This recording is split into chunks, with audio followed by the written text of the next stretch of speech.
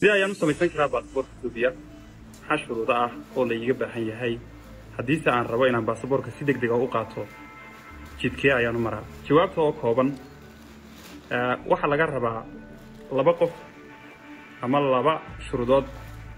ayaa marka ugu horeysaba muhiim ah inuu qofku yeesho kow inuu yahay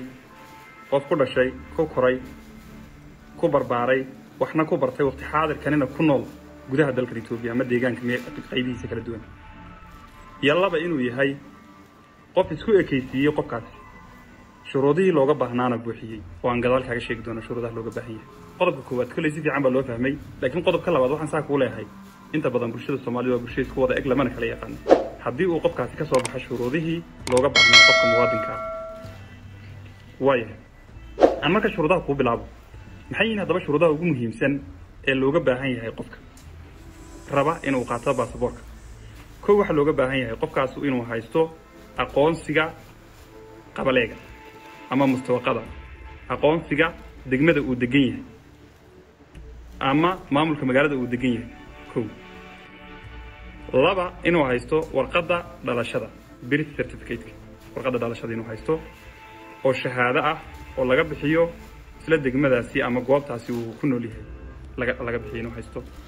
saddex inuu haysto warqadda dambi la'aanta qofkaasi inuu yahay qof ka madax bannaan dambiye iyo dhibaatooyin inuu geystay ka madax bannaan saddexdaasi shuruudood waxa weeye saddexda ugu muhiimsan laakiin saddexdaasi iyagana shuruudo kale ayaa soo raaca shuruudaha kale ee soo raaca waxa ay yihiin waa dokumentiyo ama caddaymo kabaya qofkaas muwaadinimadiisa tusaale ahaan waxa laga yaabaa qofka in lagu yidhaahdo aqoonsigii aabbaha iyo hooyada aqoonsiyadoodii keen waxa laga yaabaa in lagu yidhaahdo shahaadooyinkii waxbarashadaada keen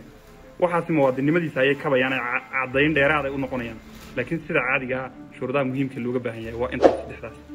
waxa kale lagaga baahan yahay saddexdaasi in magaca ku qoran isku mid yihiin taariikhda ku qoran isku mid tahay madmadow aana lahayn birth certificate-ka iyo mustawaqada intuba wax madmadow aana lahayn shaambadii iyo wuxuuna kala yihiin waadax yihiin macnaha intaasi markaad haysato wadada la marayo ama processka la marayo ayaa xoogaa yar kaaga iftiiminaya processka la marayo markuu qofku saddexdaasi gacan ku soo dhigo waxa uu tagayaa xafiiska nabadgelyada ee heer deegaan ama dowladda deegaanka Soomaalida ee jijiga ku yaala halkaasi su'aalo iyo imtixaan baa lagu weydiinayaa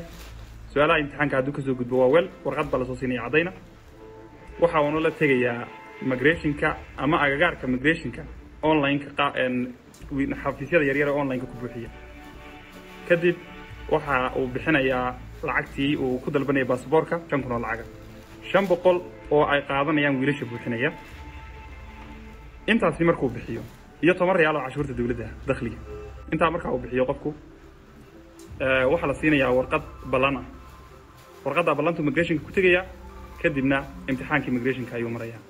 haddii imtixaankaas ka soo gudbo alxamdulillah baasaboorkiisii toddobaadyo gudahood ama bil gudaheed ilaa hadday ugu badnaato 2 bilood ayuu helayaa intaasi waad haysataa waxa kuugu xiga haddii uu qofku rabo baasaboor degdeg ah ama emergency maxaa looga baahan yahay muuqaalka xiga ayaan ku sharxi doonaa insha Allah